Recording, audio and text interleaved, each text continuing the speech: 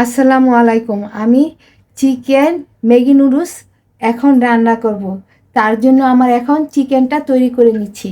আমি এখানে 1 চামচ আদা রসুনের পেস্ট, 1 চামচ গরম মশলা আর 2 চামচ মরিচের গুঁড়া দিয়েছি। আমি লবণটা দিলাম। এখন আমি এগুলো মেখে নিব। আমি এগুলো ভালো করে মেখে নিচ্ছি। এখন আমি এটা চিকেনটা দিয়ে দিচ্ছি।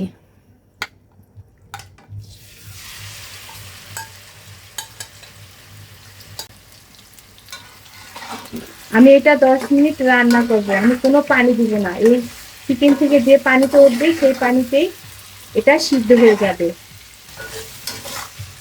আমি কোনো পানি দিইনি। চিকেন থেকে যে পানিটা উঠেছে সেটাই এটা কমপ্লিট হয়েছে রান্না। এখন আমি চুলাটা বন্ধ করে দিব। আমি এখন নুডলসটা সিদ্ধ করব। এই যে পানিটা বলক এসে পড়েছে। এখন আমি এই নুডলসগুলো দিয়ে দিব। এখানে 6টা ম্যাগি নুডলস আছে। আমি এটা 3 মিনিট সিদ্ধ করব। 3 মিনিটে আমার নুডলসটা হয়ে যাবে। আমার নুডলসটা 3 মিনিটেই সিদ্ধ হয়ে গেছে। এখন আমি এটা ছেঁকে নিব। এই 5টা ম্যাগি নুডলস আমি ঝরা দিয়েছি। আর এই মশলা লাগতেছে আমার, ম্যাগি মশলাগুলো আমি খুলে নিয়েছি। কাঁচা মরিচ আছে 10টা। আর এখানে পেঁয়াজ আছে 1 বাটি। আমি ডিমটা দিয়ে দিচ্ছি। 4টা ডিম দিব। 5টা নুডলসে আমি 4টা ডিম দিচ্ছি। আমি ডিমের মধ্যে একটু আমি ম্যাগি মশলা দিয়ে দিচ্ছি টেস্ট হওয়ার জন্য।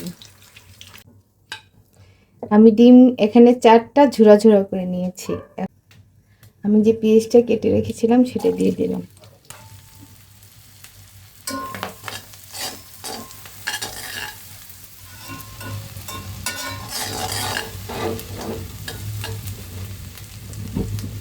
আমার পেঁয়াজটা ভাজা ভাজা হয়ে গেছে। এখন আমি কাঁচামরিচটা যে কেটে রেখেছি সেটা দিয়ে দেব। আমি অল্প তেলে নুডলসটা তেল কম দিয়ে বানাচ্ছি।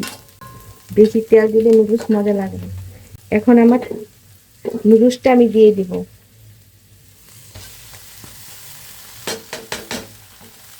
আমি আস্তে আস্তে এই ম্যাগি নুডলসটা দিয়ে দেব।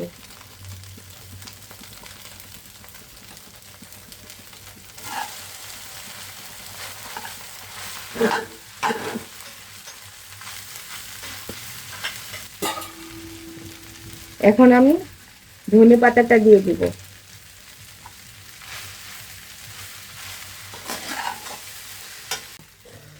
চিকেনটা আগে করেছিলাম সেটা আমি দিয়ে দিব।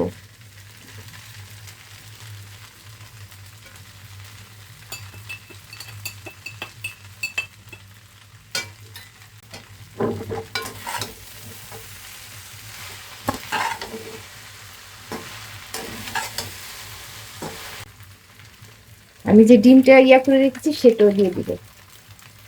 এইভাবে দিলে ডিমটা খুব টেস্টি হয় এবং খেতেও অনেক মজা লাগে।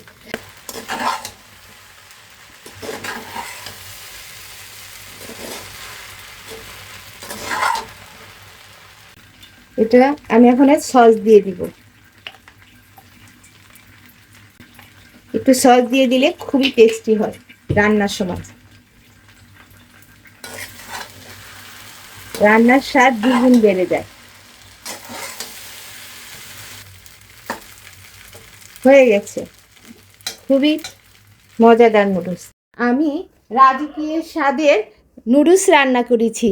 এই নুডলস যাকেই একবার খাওয়াবেন সেই আনন্দে খুশি হয়ে যাবে। আর পরিবারের সবাইকে যদি একবার রান্না করে খান সবাই খুশি হয়ে যাবে। অতিথি আর মেহমানদের যদি বানিয়ে খাওয়ান তারাও খুশি হয়ে যাবে। আল্লাহ হাফেজ।